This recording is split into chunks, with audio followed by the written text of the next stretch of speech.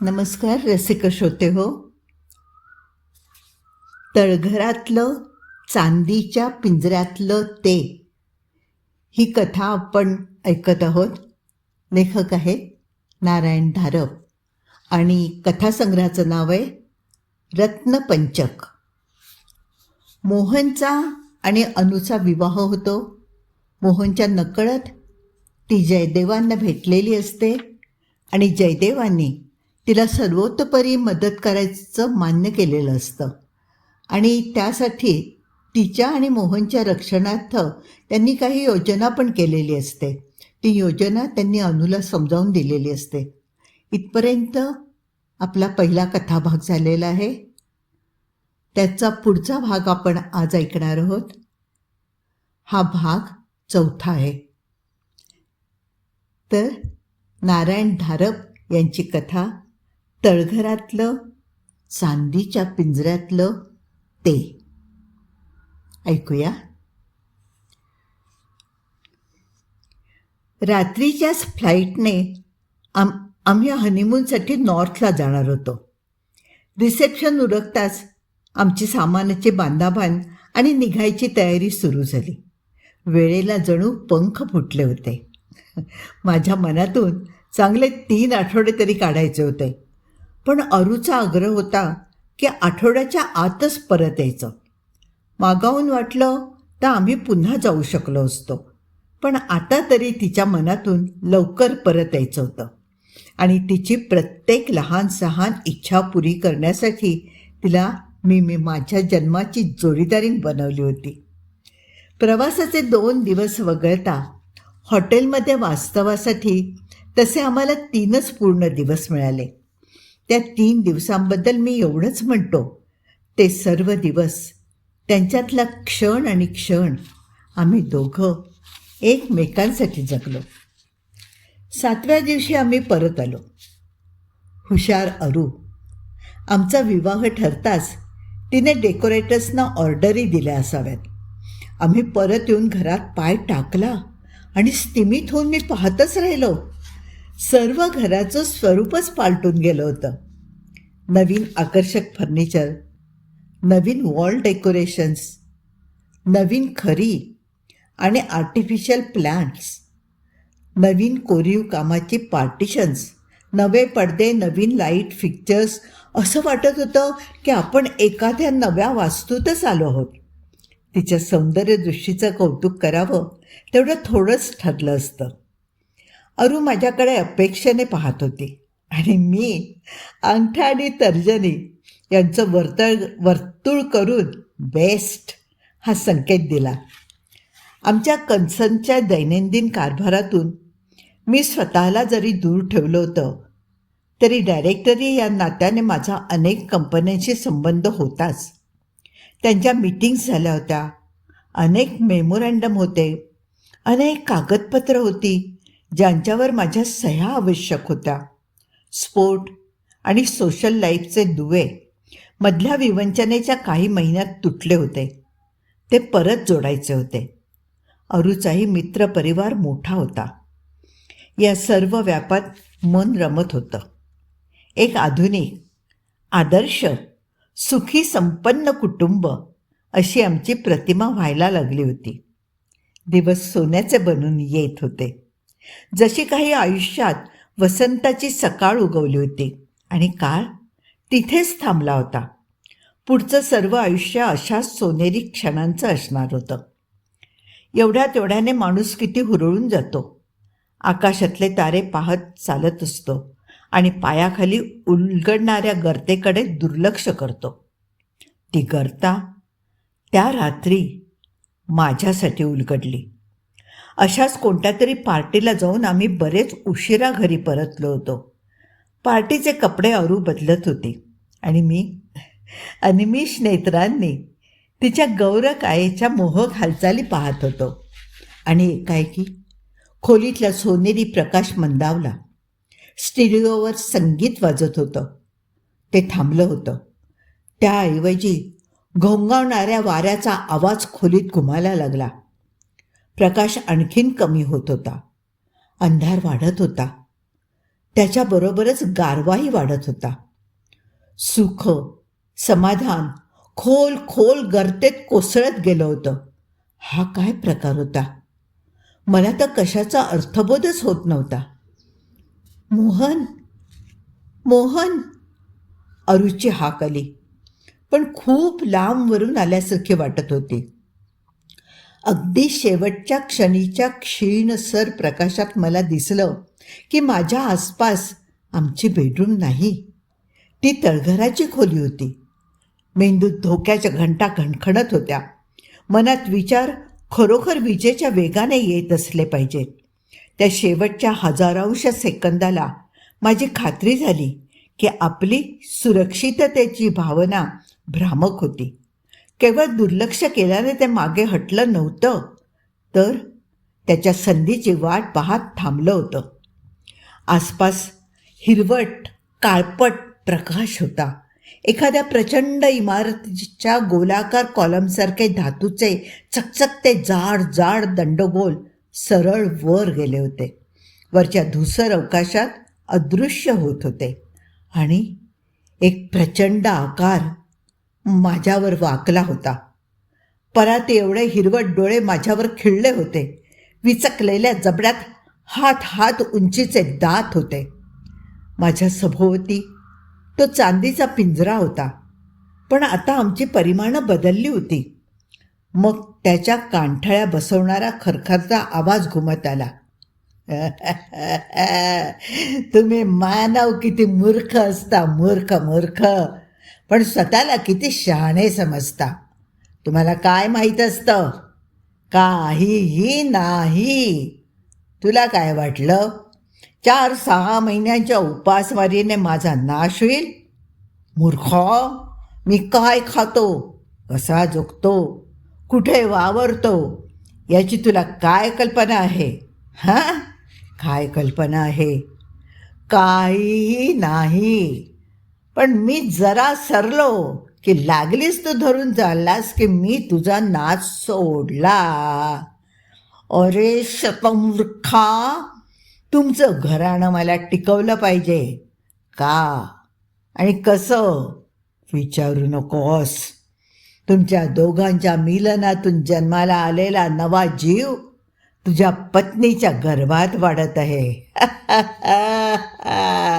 आता मला तुझी जरुरी नाही. जरा साखळी ढिली सोडली की आपण स्वतंत्र झालो.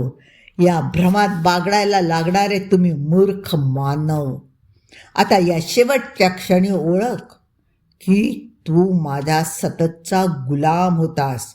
आणि हेही कटू सत्य जाणून घे की मृत्यूही तुला त्या गुलामगिरीतून मुक्त करू शकणार नाही. जसे तुझे आई वडील, जसे त्यांचे पूर्वज,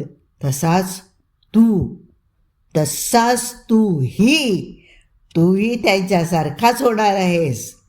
माझ्या मनात येईल तिथे, तेव्हा आणि तसं कठपुतळ्यासारखं मी तुम्हाला नाचायला लावणार आहे. एका क्षणार्धात सुखाचे सर्व आभास संपले होते. शेवटी ती मनाने रंगवलेली काचचित्रच होती. या आघाताखाली ती खळखळत फुटून खाली कोसळली होती. आघात मानसिक तसाच शारीरिकही होता. तो म्हणत होता तेच खरं होतं. शरीराच्या कणाकणावर त्याची हुकमत होती. बाहेरून आवळत येणाऱ्या अंधाराला शरीराच्या आतून येणाऱ्या बधीरपणाने साथ दिली. माझ्या आयुष्याच्या अखेरच्या क्षणी मी असा आंधळा, बहिरा, मुका झालो. सर्व शुद्ध हरपली. आता अरुंधतीचं मनोगत. जयदेवांच्या भेटीनंतर आयुष्याकडे पाहायची माझी दृष्टीच बदलली होती. मोहनलाही मी आडून त्यांचा सल्ला घेण्याची अर्धसूचना केली, पण त्याचा निर्णय ठाम होता. मग मी तो नाच सोडून दिला. मनावरचं काळजीचं ओझं दूर झालं होतं. आमची काळजी करणारे आता दुसरे होते. जयदेवांसारखे कणखर आणि भक्कम. मोहनच्या सहवासात राहून, त्याला धीर देऊन, त्याच्या मनाला सतत पोखरणारी चिंता शक्य तेवढी सुसह्य करणं, हे तर माझ्या हातात होतं ना. वागणुकीतल्या माझ्या या बदलामुळे आमच्या गाठीभेटी पूर्वीपेक्षा जास्त मोकळ्या, कोणताही ताणतणाव नसलेल्या आणि म्हणून आनंददायक होऊ लागल्या. शिवाय मोहनमध्येही बदल होत होता. त्या रात्रीसारखा एखादा विलक्षण अनुभव त्याला आला असता तर त्याने तो मला अवश्य सांगितला असता. 2, 3, 4 महिने गेले. मोहन जवळजवळ पूर्ववत झाला. यात जयदेवांचा काही संबंध होता का? मला माहीत नाही. आठवड्यातून एखाद्या संध्याकाळी मी जयदेवांच्या बंगल्यावर जात असे. खास भेट घेण्यासारखं काही झालं नव्हतं. फक्त मला पाहिलं की एक हात उंचावून जयदेव माझ्या येण्याची दखल घेत असत. आणि एका सकाळी मोहन अचानक घरी दाखल झाला. काही फोन वगैरे न करता अचानक उभा राहिला. तसं काही आमच्या घरातले लोक त्याला परके नव्हते. तरीही पण आश्चर्य संपली नव्हती. तो माझ्या वडिलांकडे माझ्यासाठी औपचारिक मागणी घालायला आला होता. अर्थात माझा होकार होताच. अनेक परक्या देशात, परक्या संस्कृतीत वावरलेली मी, स्वतःला मॉडर्न, सॉफिस्टिकेटेड समजणारी मी, आता माझ्या लक्षात आलं की हजारो वर्षांच्या संस्काराचे ठसे इतके सहजासहजी पुसले जात नाहीत. आयुष्यातल्या या महान परिवर्तनाचा क्षण जवळ येऊ लागला आणि अधीरता, उत्सुकता, आशा, अपेक्षा, लज्जा यांची भरती वाढत राहिली. पण मग ध्यानात आलं, यात नवल असं काय होतं हो? ज्या काही प्राचीन परंपरांवर माझा धर्म आधारलेला होता, त्यातच पाप पुण्याच्या, सुष्ट दुष्टाच्या कल्पना मीही स्वीकारल्या नव्हत्या का? साधनेने, शुचितेने, निस्वार्थी, निष्कलंक जीवनाने पापवृत्तीच्या हालाचा नाश करता येतो, हीच माझी धारणा नव्हती का? नाहीतर मी जयदेवांसारख्या सिद्धपुरुषांकडे मदतीसाठी कशासाठी गेले असते? आणि त्यांनी आश्वासनाचे 2 शब्द सांगताच इतकी निश्चिंत कशी झाले असते? अर्थात जयदेवांनाही ही शुभवार्ता सांगायला हवी. पण त्यांची प्रतिक्रिया माझ्या अपेक्षेप्रमाणे झाली नाही. त्यांनी ही बातमी गंभीरपणेच घेतली. पण जयदेव, आता मोहन अगदी नॉर्मल झाला आहे. अरुंधती, एक नेहमी लक्षात ठेव, बाहेरच्या देखाव्यावर माणसाने कधीही भुलता कामा नये. या बाबतीत तू सर्व माझ्यावर सोपवलं आहेस ना. मग माझा शब्द हाच अंतिम शब्द. माझ्याकडून ऑल क्लिअरचे संकेत मिळाल्याखेरीज आपला गाड खाली घ्यायचा नाही. समजलीस? अरे अरे अरे अरे तुझा चेहरा किती पडलाय. मी माझी निराशा लपवू शकले नाही. जयदेव, मला वाटलं होतं की. अरुंधती, सॉरी, तुझा विरस झाला असेल. पण सत्य हे कधीही दृष्टिआड करता कामा नये. शेवटी प्रश्न येतो तुमच्या दोघांच्या अंतिम सुखाचा, हो की नाही? आणि मी फक्त धोक्याचा इशारा दिला होता की सावधानता, सतर्कता कमी करायची नाही. आणि आता अभिनंदन. अर्थात जयदेवांना विवाहाच्या स्वागत समारंभाचं निमंत्रण होतंच आणि ते आलेही, पण जरा उशिरा आले. लांबवरूनच मला त्यांची पांढऱ्या सफारीतली उंच आकृती दिसली. मोहनची त्यांच्याशी गाठ घालून द्यायला मी किती उत्सुक झाले होते. मी मोहनच्या खांद्याला स्पर्श करून हात जयदेवांच्या दिशेने वर केला. मोठ्या अपेक्षेने मी मोहनकडे पाहत होते. पण पण त्याने एकाएकी डोळे अगदी घट्ट मिटून घेतले. आधार शोधण्यासाठी हलवावेत तसे तो दोन्ही हात हलवत होता. आणि आणि आणि मग तो एकाएकी मागच्या खुर्चीत जवळजवळ कोसळलाच. त्याचे दात आवळले होते. चेहरा कसासाच झाला होता. चेहऱ्यावरून घामाचे ओघळ वाहत होते.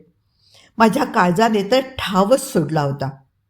जयदेवांचे शब्द एकाएकी आठवले. गार्ड खाली घ्यायचा नाही. कोणीतरी आसपासची गर्दी हटवत होतं. कोणीतरी स्टेजवरचा मोठा पंखा मोहनच्या दिशेने वळवत होतं. तेवढ्यात मोहनने डोळे उघडले. पण त्याच्याकडे एक नजर टाकताच समजत होतं की ती क्षणभरापूर्वी त्याला जी काही चक्कर आली होती ती अगदी अक्षरशः क्षणिक होती. कारण त्याचा चेहरा, बोलणं, हालचाल सर्व काही अगदी नॉर्मल झालं होतं. पुन्हा एकदा त्याच्या भोवती त्याच्या मित्रांचं कोंडाळं जमलं आणि त्यांच्यात हास्य मजा, थट्टा मस्करी सगळं सुरू झालं. मनातल्या मनात मी सुटकेचा निश्वास सोडला. निदान आजच्या दिवशी तरी काही अशुभ व्हायला नको होतं. जयदेवांचा मोहनशी परिचय करून देण्याचा बेत तसाच अर्धवट राहिला होता. हॉलमध्ये जमलेल्यांवरून मी एक नजर टाकली. पण मला जयदेव कुठेच दिसले नाहीत. याबद्दल मी मनाशी नवल करत असतानाच माझी एक मैत्रीण माझ्याजवळ येऊन माझ्या कानात म्हणाली, अरू, कोणी जयदेव तुला भेटण्यासाठी बाहेर व्हरांड्यात थांबलेत. तिच्या शब्दांसरशी मी स्टेजवरून उतरून बाहेर व्हरांड्यात आले. दारापाशीच जयदेव उभे होते. माझ्या खांद्यावर हात ठेवीत ते म्हणाले, अरुंधती, तुमचं दोघांचं अभिनंदन आणि तुम्हा दोघांना शुभेच्छा. जयदेव, इकडे बाहेर का आलात? मोहनचा तुमच्याशी परिचय करून द्यायची माझी फार इच्छा आहे. चला ना आत या, आत या ना. जयदेवांनी माझ्या खांद्यावरचा हात अजून काढला नव्हता. तो तसाच ठेवत ते म्हणाले, आत्ता नको अरुंधती, आत्ता नको. मोहनशी मागाहून सवडीने भेट अवश्य होईल. मी तुला एक दोन गोष्टी सांगण्यासाठी इथे बोलावून घेतलं आहे. एक म्हणजे तुम्ही आता हनीमूनसाठी जाणार असाल ना? तर मग ऐक. अगदी काहीही झालं तरी 4-5 दिवसांपेक्षा जास्त वेळ बाहेर राहू नका. तेवढ्या अवधीत परत इथे या. मोहनला हे कदाचित ऑकवर्ड वाटेल, गैरसोयीचं वाटेल, पण त्याचं मन वळवण्याची जबाबदारी तुझ्यावर आहे. मी सांगतो त्यातच तुमचं दोघांचं हित आहे. समजलं? तेव्हा 4-5 दिवसात परत द्या. आणि दुसरी गोष्ट, मी तुला दिलेला ताईत तो 24 तास तुझ्यापाशी ठेव. कोणत्याही कारणासाठी तो दूर ठेवू नकोस. सावधपणा कमी करायचा नाही. आपला गार्ड खाली घ्यायचा नाही. आत्मसंतुष्ट भूमिकेत राहायचं नाही. आणि मी तुला कागदावर लिहून दिलेली वर्णमाला ती तशीच्या तशी मुखोद्गत करून ठेव. काना, मात्रा, स्वर, व्यंजन, ऱ्हस्व, दीर्घ असा कोणताही फरक होता कामा नये. तुमच्या मदतीसाठी मी सर्वतोपरी सिद्ध आहेच, पण त्यात तुझंही संपूर्ण सहकार्य आवश्यक आहे. मनातल्या निराशा, शंका, धास्ती या भावना माझ्या चेहऱ्यावर अगदी स्पष्ट दिसल्या असल्या पाहिजेत. जयदेव जरासे हसत म्हणाले, अरुंधती, इतकी भयभीत का होतेस? मी आहे ना तुमच्या मागे. आणि मग खांदा थोपवीत ते म्हणाले, ठीक आहे, मी जातो. सांगितलेलं सर्व नीट ध्यानात ठेव. मग ते व्हरांड्याच्या पायऱ्या उतरून पाहत पाहत बाहेर गेले सुद्धा. मोहन मगाच्या त्या लहानशा गिरीनेशच्या अटॅकमधून पुरता सावरलेला दिसला. मित्रमैत्रिणी, परिचितांच्या हास्य विनोदात जयदेवांनी दिलेली इशारेवजा सूचना मनात ठेवून मी मागच्या अंगाला गेले. मग रिसेप्शन उरकल्यावर रात्रीच्या प्रवासासाठी जेव्हा आम्ही पॅकिंग करायला लागलो आणि मोहन दीर्घ वास्तव्यासाठी कपड्यांची सोय करू लागला, तेव्हा मला जयदेवांचे शब्द आठवले. इतक्या लवकर परत यायला आधी मोहन राजी नव्हता, पण शेवटी मी त्याला ते मान्य करायलाच लावलं. आमच्या शॉर्ट हनीमूनवरून आम्ही परत येताच मला जयदेवांचा फोन आला. जशी काही त्यांची आमच्या येण्या जाण्यावर पाळतच होती, पण त्यांच्या असंख्य वर्णपंक्ती सतत वाचन स्मरणाने मुखोद्गत करण्याची त्यांची पूर्वीची सूचना, तीच सूचना त्यांनी पुन्हा एकदा बोलून दाखवली. मी आता त्यांच्या शब्दांकडे दुर्लक्ष करणार नव्हते. जवानीचं वय, मनासारखा साथीदार, कोणत्याही कठीण जबाबदाऱ्या नाहीत, सर्व सुखसोयी साधनं समोर हात जोडून उभी, अशा अवस्थेत मन एखाद्या आनंदी पाखरासारखं सुखाच्या सफरीवर भिरभिरत गेलं नाही तरच नवल, नाही का? पण आकाशात स्वैर संचार करणारा पतंग धाग्याने धरतीला बांधलेला असतो, तसं माझं मन जयदेवांच्या त्या इशाराने कठोर व्यवहाराला सतत स्पर्श करीत होतं. नाहीतर खरोखरच कुठच्या कुठे भरकटत गेलं असतं. अशा संमोहित मशगूल अवस्थेत असतानाच ती उत्पाती रात्र आली. अर्थात असा काही उत्पात होणार आहे अशी आधीच काय प्रत्यक्ष त्या क्षणापर्यंतही कल्पना नव्हती. कोणत्याशा पार्टीनंतर बऱ्याच उशिरा आम्ही परत आलो होतो. मी कपडे बदलत होते आणि तिथेच उभा राहून मोहन जराशा मिश्किल नजरेने माझ्याकडे पाहत होता. मनात नक्की असे काहीच विचार नव्हते, पण मन जवळजवळ कोरं होतं. त्यामुळेच मला ते जाणवलं. शब्दात वर्णन करून सांगायला मोठं कठीण. पायाखालची धरणी सरकावी तशी जाणीव. काहीतरी वेगळं होतं आहे ही जाणीव तत्क्षणी मनाला झाली. कदाचित जयदेवांच्या सततच्या इशाराने मनाच्या पार्श्वपटलावर ही सावध राहण्याची आवश्यकता ठामपणे कोरली गेली असेल. ते काहीही असो, काहीतरी बोलण्यासाठी मी मोहनकडे वळले. त्याचा चेहरा गोठला होता, पुतळ्यासारखा वाटत होता आणि त्या चेहऱ्यावरचं मगाचं मिश्किल हास्य आता विकृत दिसत होतं. मोहन मोहन, मी मोठ्यांदा ओरडले. आसपासचा प्रकाश मंदावत होता. हवेत इतका वेळ माझ्या सेंटचा सुगंध होता. आता आसपासची हवा गार पडत चालली होती आणि हवेत एक प्रकारचा उग्र खवखवता असा दर्प जाणवत होता. आणखीन किती खुणा हव्यात? मन आक्रोशत होतं. जयदेवांचे शब्द आठव, मन आक्रंदत होतं. तरीही घटनांचा अर्थ लावण्यात, काय करायला हवं ते उमगण्यात आणि प्रत्यक्ष कृती करण्यात 2-3 सेकंद गेलेच. माझ्या गळ्यात सतत असणारा ताईत मी ओरबाडून काढला. दोन्ही हातांच्या अंगठा आणि तर्जनीत धरला, जोराने दाबला. आवाज होऊन त्याचे 2 तुकडे झाले आणि मग त्या वर्णपंक्ती. भीतीने हेलकावे खात असणारं मन एकाग्र करणं फार फार फार कठीण गेलं. केवळ त्यांच्या सततच्या सूचनेप्रमाणे त्या वर्णपंक्ती अगदी मुखोद्गत केल्या होत्या. त्या आता सुवर्णाच्या झळाळत्या अक्षरांसारख्या मनश्चक्षुसमोर आल्या. मी त्यांचा उच्चार सुरू केला. पुन्हा पुन्हा पुन्हा पुन्हा पुन्हा. आसपास काही बदल होत होता का? त्या वर्णोच्चाराचा काही परिणाम होत होता का? आसपास शांतता होती, जराशी वेगळीच वाटणारी शांतता. आणि हालचाल नव्हती, कोणतीच हालचाल नव्हती. खऱ्या अर्थाने हालचाल नव्हती. हातातले ताईताचे तुकडे मुखाने उच्चार सुरू करताच मी खाली टाकले होते. त्यातला एक खाली पडला होता, पण दुसरा, जो कदाचित पसरट पृष्ठामुळे तरंगत खाली जात असावा, पण तसाच हवेत न हलता तरंगत राहिला होता.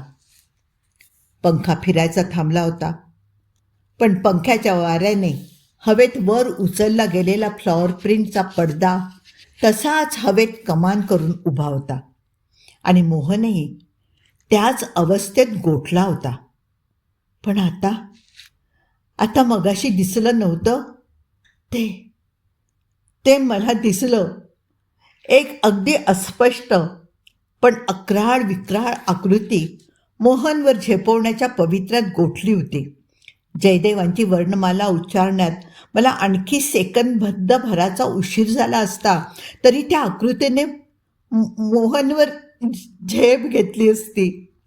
क्षणमात्र माझ्या आवाजात कातरता आली. अक्षरांची लय जराशी खालीवर झाली. तक्षणी काळाभोवती आवळलेली स्प्रिंग जराशी सैल झाली. मी पुन्हा ती लय पकडली. आता मनाला सैरभैर होऊ देता उपयोगी नव्हतं. मी डोळे मिटून घेतले. हा कसोटीचा क्षण होता. जयदेवांना ही सर्व कल्पना होती. त्यासाठी त्यांनी ही सर्व व्यूहरचना केली होती. जेथे कोठे असतील तेथे त्यांना माझ्या धोक्याचा संकेत पोहोचेल. हो, नक्की पोहोचेल. आणि ते येतील. त्यांना येण्यासाठी अवधी मिळावा म्हणून त्यांनी हा कालप्रवाह रोखला होता. पण ती जबाबदारी माझ्यावर होती. त्यांचा माझ्यावरचा विश्वास सार्थ ठरला पाहिजे. माझ्या आवाजाला पुन्हा जोश आणि लय आली. आता जयदेव काय म्हणतायत बघूया. जयदेव, त्या किंवा कोणत्याही ते वापरत असलेल्या बंगल्यातली जयदेवांची खोली आत येणाऱ्याचं मन प्रसन्न करीत असे.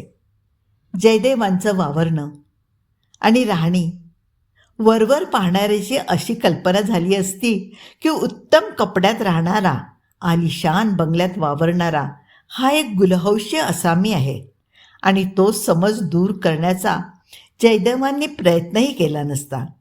इतरांना आपल्याबद्दल काय वाटतं याची फिकीर त्यांनी कधीच केली नव्हती आणि अर्थात वरवर पाहणाऱ्याची नेहमी नजरभूलच होत असे.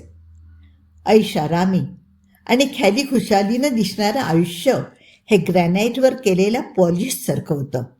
हाताला मुलायम लागणारं, पण ज्याच्या अंतरंगात कातळाचा कठीण गाभा होता. अरुंधतीची हकीकत जयदेवांनी ऐकली तेव्हा त्यांनी आपला बेत बदलला. वास्तविक शहरातला मुक्काम हलवण्याचं त्यांनी ठरवलं होतं आणि अरुंधतीला त्यांची भेट घ्यायला आणखीन 2-3 दिवसांचा उशीर झाला असता तर तिची त्यांच्याशी भेट झालीच नसती. मोहनच्या वाड्याला दिलेली एक भेटच प्रकरणातील गंभीरपणा आणि विलक्षण धोका दाखवण्यास पुरेशी होती. मोहनने ज्या कोणाचं शत्रुत्व आपल्यावर ओढवून घेतलं होतं त्याने एव्हानाच मोहनचा नाश का करून टाकला नव्हता? हा प्रश्न जयदेवांच्या मनासमोर आला आणि लगोलग त्याचं उत्तरही आलं. ते कशासाठी तरी थांबलं होतं, काहीतरी होण्याची वाट पाहत होतं. आणि मोहनने अरुंधतीला सांगितलेली हकीकत खरी असेल तर तिला खोटं सांगण्याची त्याला आवश्यकताच नव्हती. जर ती हकीकत खरी असेल तर त्यातून एकच अर्थ निघत होता. पिढ्यानपिढ्या चालत असलेली ही रक्तसंकराची प्रक्रिया अजूनही पुढे चालू ठेवायची होती. त्यामागे अनेक आणि सर्वच्या सर्व अघोरी, दुष्ट असे हेतू असू शकत होते, ज्यांची या बिचारा सद्वर्तनी साध्या दंपतीला कल्पनाही नव्हती. तेव्हा पुढच्या घटनांचाही अंदाज आपोआप आला होता. अरुंधती जेव्हा तिच्या आणि मोहनच्या ठरलेल्या विवाहाची बातमी घेऊन जयदेवांकडे आली तेव्हा त्यांचं निदान आणखीन पक्कं झालं होतं. एका आराखड्यावर हुकूमच या सर्व घटना घडत होत्या. त्या थोपवण्याचा प्रयत्न चुकीचा झाला असता. सुदैव एवढंच की त्यांना खूपच आधी पूर्वसूचना मिळाली होती आणि बचावाची साधनं रचायला वेळ मिळाला होता. मग अरुंधती विवाहाच्या स्वागत समारंभाचं निमंत्रण घेऊन त्यांच्याकडे आली. ती किती सुखी किती आनंदी दिसत होती. ती अशीच सदैव सुखी समाधानी राहो अशी मनात इच्छा होती. पण ती पूर्ण होण्यास खूप अडचणी येणार होत्या. स्वागत समारंभात जाता जाता त्यांच्या मनात विचार आला, आता मोहनची दुसरी भेट होणार आहे. पहिल्या भेटीच्या वेळेला त्यांनी त्याला मोहनावस्थेत घातला होता आणि त्याच्या हालचाली नैसर्गिक राहिल्या नव्हत्या. ठरलेल्या वेळी ते मंडपात हजर झाले, पण लगोलग आत न जाता बाहेरच्या सजवलेल्या प्रवेशद्वारापासूनच त्यांनी आतलं निरीक्षण केलं. गटागटाने लोक जमले होते. कोणाच्या हातात डिश, कोणाच्या हातात ड्रिंक, कोणाच्या हातात सिगारेट, असं सगळं चाललं होतं. मग त्यांची नजर स्टेजकडे गेली, मोहनकडे गेली. माणसांचा त्या दोघांभोवती इतका घोळका होता की मोहनचा चेहरा सारखा झाकला जात होता. आत्तापर्यंत त्यांनी त्याला फक्त एका फोटो प्रतिमेच्या रूपातच पाहिलं होतं. ते जसे स्टेजच्या दिशेने निघाले तसं अरुंधतीने त्यांना पाहिलं आणि हात उंचावून त्याची जाण दिली. आणि मग तिने मोहनच्या खांद्याला स्पर्श करून त्याचंही लक्ष जयदेवांकडे वेधलं. आणि एक अनपेक्षित गोष्ट घडली. पण मागाहून त्यांना समजलं ती खऱ्या अर्थाने अनपेक्षित नव्हती. त्यांचे आधीचे सर्व तर्क त्याच दिशेने बोट दाखवत नव्हते का? इतक्या अंतरावरूनही जयदेवांना दिसलं की मोहनच्या शरीरावरून एक छाया सरकत गेली. त्याचे डोळे घट्ट मिटले, त्याचा चेहरा विकृत झाला आणि तो तसाच मागे खुर्चीत कोसळला. जयदेव स्टेजपासून मागे सरले, डावीकडच्या दरवाजातून बाहेर गेले आणि तिथेच व्हरांड्यात थांबले. घटनांच्या त्यांच्या विश्लेषणात योगायोगाला स्थान नव्हतं. कार्यकारण भावाचं नीट आकलन झालं नाही म्हणजे माणूस त्या घटनेला योगायोग म्हणतो. पण जयदेवांच्या मते तो योगायोग हा शब्दच तर्कदुष्ट होता. मोहनला आलेला अटॅकला कारण असलं पाहिजे. ते स्वतः स्टेजजवळ येताच हा अटॅक आला होता. त्यातून जो काय अर्थ काढायचा तो त्यांनी काढला. 5-7 मिनिटं जाऊ दिल्यानंतर त्यांनी स्टेजवरून नुकत्याच खाली आलेल्या एका तरुणीला बोलावून घेतलं आणि तिच्या करवी अरुंधतीकडे निरोप पाठवला की 5 मिनिटांसाठी तिला जयदेवांनी बाहेर बोलावलं आहे. विवाहानंतर ते दोघं मधुचंद्रासाठी तर जाणारच. वास्तविक आपल्यापासून ते दोघं, विशेषतः मोहन, इतके दूर जाणार ही कल्पना जयदेवांना अजिबात पसंत नव्हती. पण इथे तर त्यांचा अगदी नाईलाज होता. अरुंधती बाहेर आल्यावर त्यांनी तिला अगदी बजावून सांगितलं की जास्तीत जास्त 5-6 दिवसांच्या आत त्यांनी परत शहरात परतलंच पाहिजे. त्यांच्या सुरक्षिततेचा आणि संरक्षणाचा प्रश्न होता. आणि अरुंधतीला पुन्हा एकदा तो ताईत दिवसाचे 24 तास जवळ ठेवण्याचं आणि ती वर्णमाला मुखोद्गत करण्याचं स्मरण करून देऊन त्यांनी तिचा निरोप घेतला.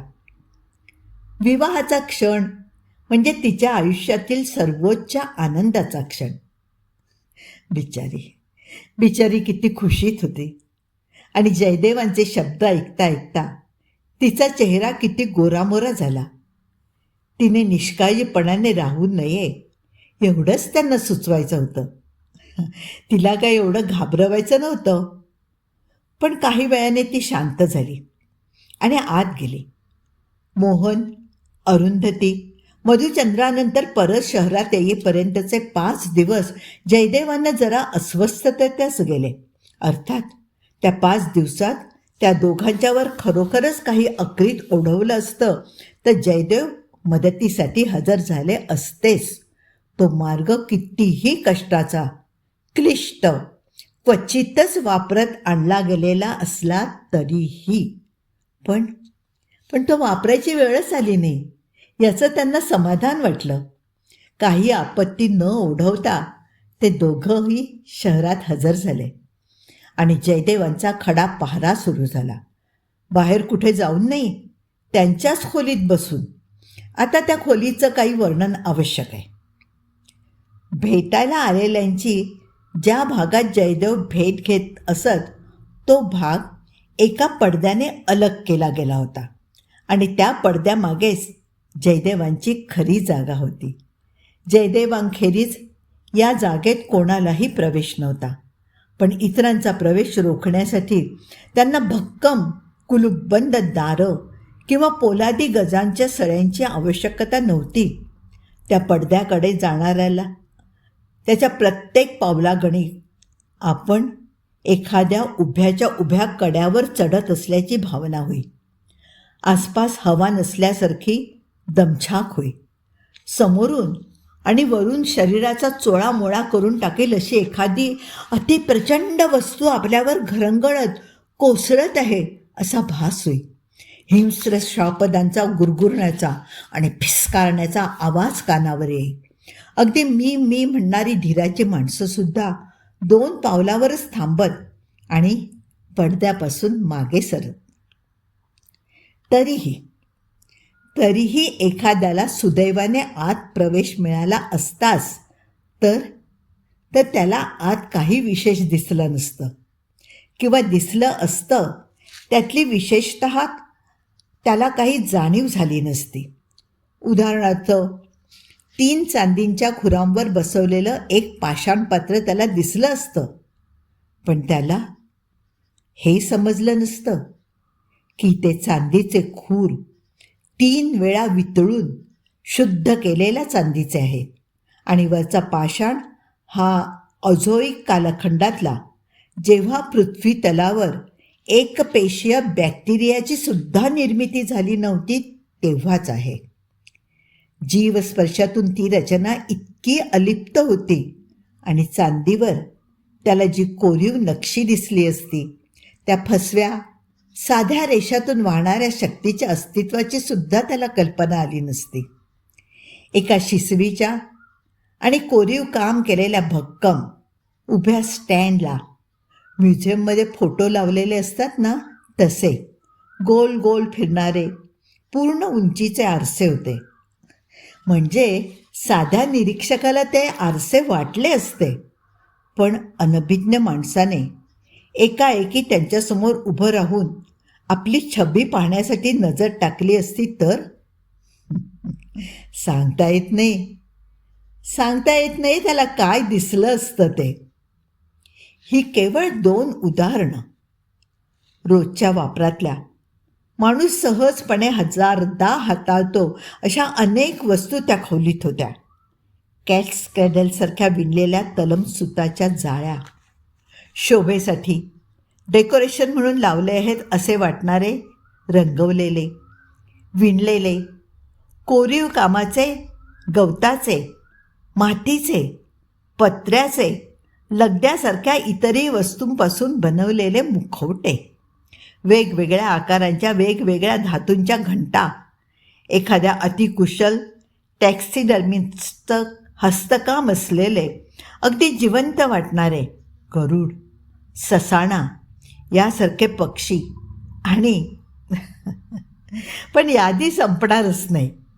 पण इथे वस्तूच्या बाह्य रूपापेक्षा तिच्या वापराचा संकेत खरा महत्त्वाचा होता.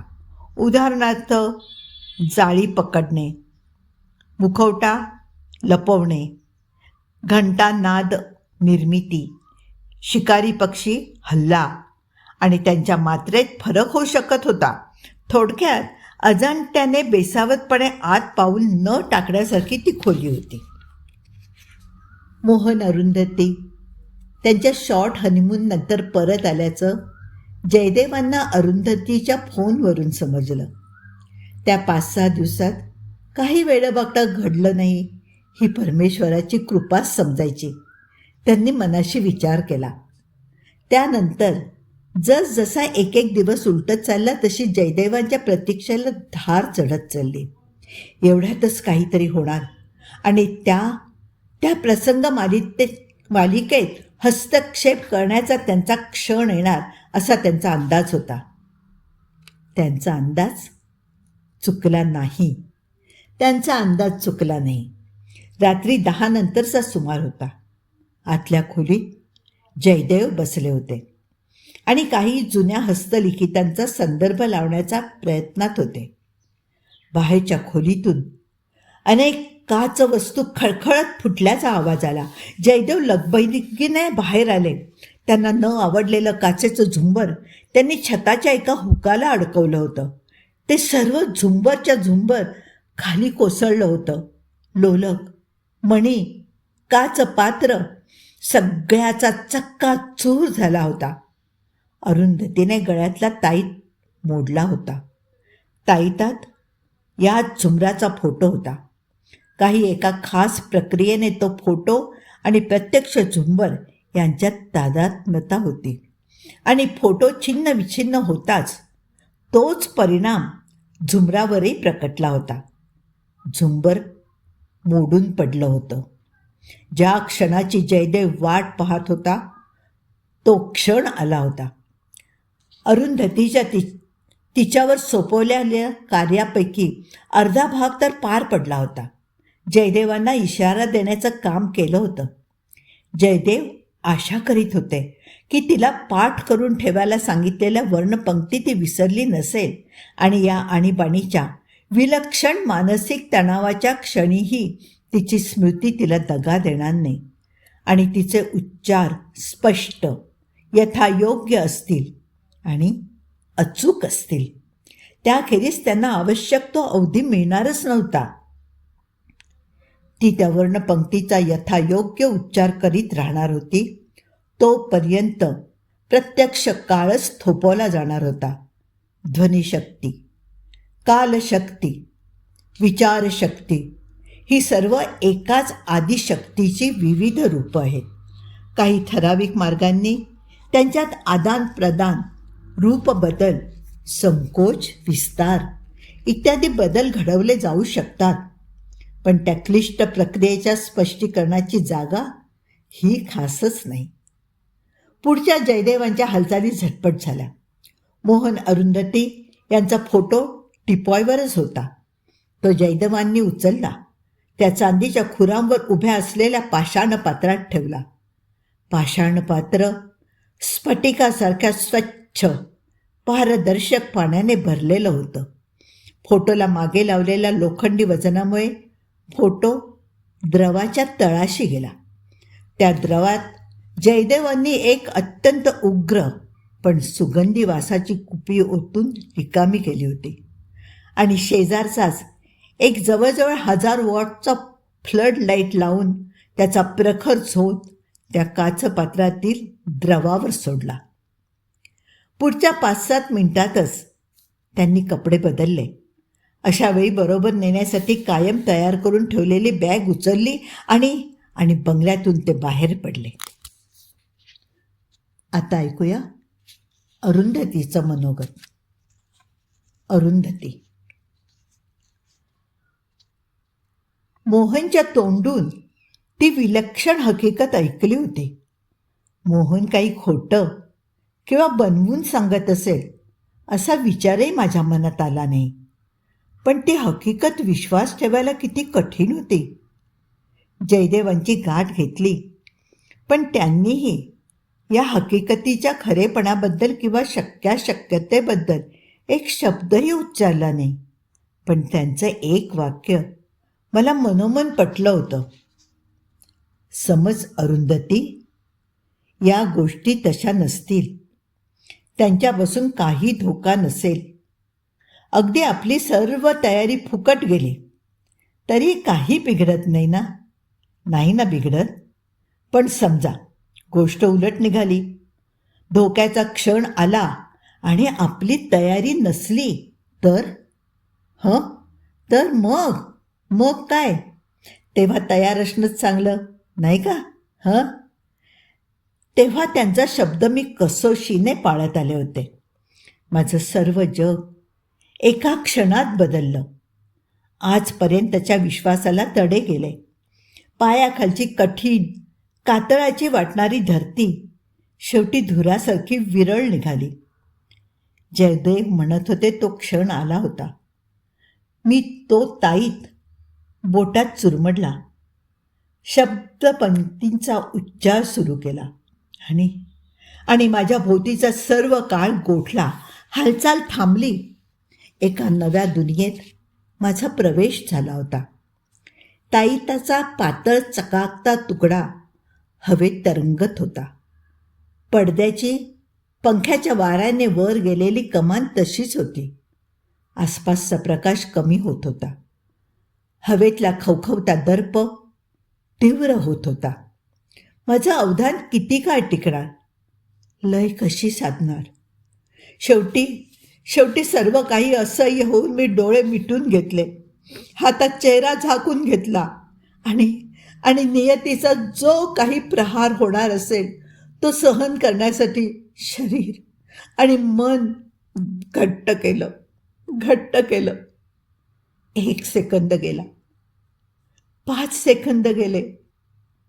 10 सेकंद गेले. काहीही झालं नाही.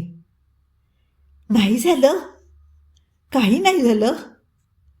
झालं की आसपासचा खवखवणारा दर्प गेला होता. त्याची जागा एका मंद सुवासाने घेतली होती. मी सावकाश डोळे उघडले. आसपासचा अंधार गेला होता. त्याऐवजी आता आमच्या आसपास एक सुखद सोनेरी प्रकाश होता. पण आत्तापर्यंत एवढे विलक्षण अनुभव आले होते की त्याच्यावरही विश्वास बसणं कठीणच होतं.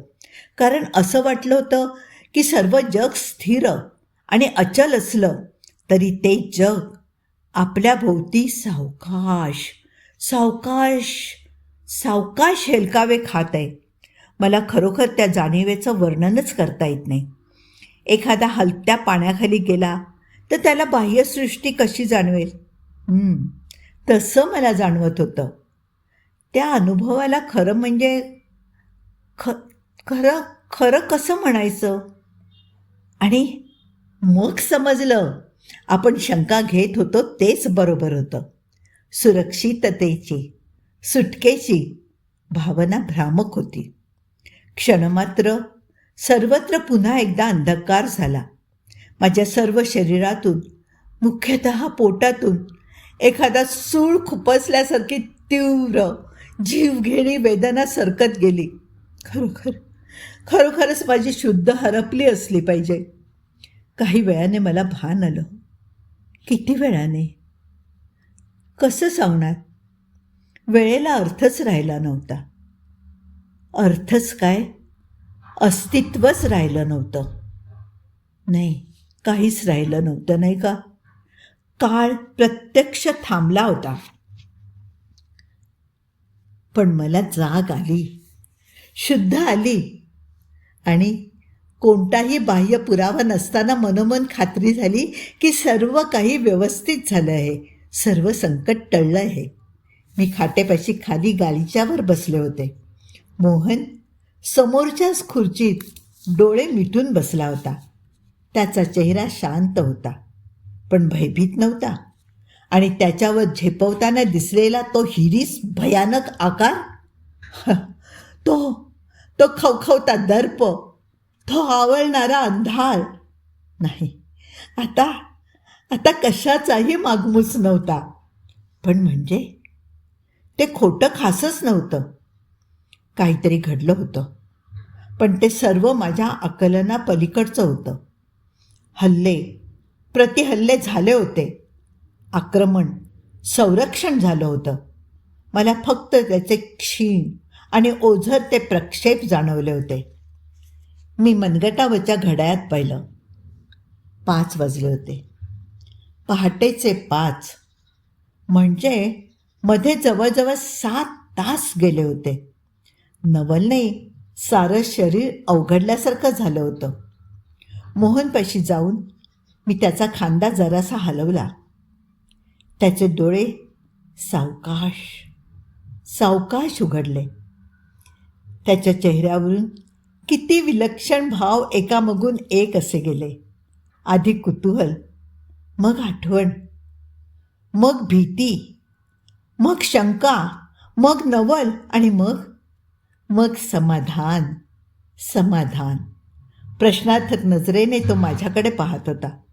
पण मी त्याला काय सांगणार? मलाच जर कशाची कल्पना नव्हती तर त्याला काय सांगणार? पण सुदैवाने ती वेळ आलीच नाही, कारण खोलीचं दार उघडून जयदेवच खोलीत आले. जयदेव, मी कशीबशी उठून बसत म्हणाले. आणि अर्थात मोहन त्यांच्याकडे जरासा नवलाने पाहत होता. त्याने या क्षणापर्यंत जाणतेपणी असं त्यांना पाहिलंच नव्हतं. कोणताही औपचारिकपणा न दाखवता जयदेव तिथल्याच एका खुर्चीवर बसले. आणि अर्थात मी मोहनची त्यांच्याशी ओळख करून दिली. जरा कठीणच गोष्ट, कारण पहाटेस एकाएकी बेडरूममध्ये येणाऱ्या या गृहस्थांची कशी आणि कोणत्या शब्दात ओळख करून द्यायची. पण जयदेवांनीच माझं काम सोपं केलं. अरुंधती, तू जरा कॉफीचं पहा, तोवर मी मोहनशी बोलतो, ते म्हणाले. आणि खरोखरच मला कॉफी आणायला जी काही 15-20 मिनटं लागली, तेवढ्या अवधीत त्यांनी मोहनला सर्व काही खुलासेवर सांगितलं असलं पाहिजे. कारण खोलीत आले तेव्हा त्याच्या चेहऱ्यावर एक अतिशय प्रसन्न हास्य होतं. कॉफी घेता घेता जयदेव म्हणाले, मोहन आणि अरुंधती, दिवसाच्या या शुभवेळी तुम्हाला एक शुभवर्तमान देण्यासाठी मी आलो आहे. मोहनची समस्या पूर्णपणे सुटली आहे. आता यापुढे तुम्हाला कसलाही त्रास होणार नाही. आता तुम्ही दोघं 1-2 दिवसात सवडीने केव्हाही बंगल्यावर या. तिथे तुमच्या सर्व प्रश्नांची उत्तरं मी देईन, सर्व शंकांचं समाधान करेन. ईश्वराची कृपा झाली आणि तुमची एका मोठ्या संकटातून सुटका झाली. आभार मानायचेच असतील तर त्या परमेश्वराचे माना, माझे नकोत. हसत हसत जयदेवांनी आमचा निरोप घेतला. काय घडलं तेव्हा? जयदेवांनी काय केलं?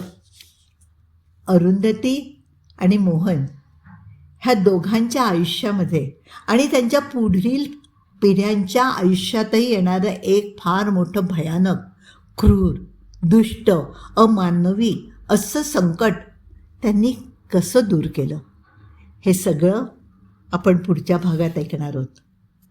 चुकवू नका पुढचा भाग. जयदेव त्यांनी काय केलं हे सगळं विस्तृतपणे सांगणार आहेत. तर भेटूया आपण पुन्हा. आणि एक आहे की मोहन आणि अनु दोघांच्या आयुष्यावरती असणारं ते काळं सावट जयदेवांनी मोठ्या हिकमतीने दूर केलं आहे. पुढचा भाग नक्की ऐका.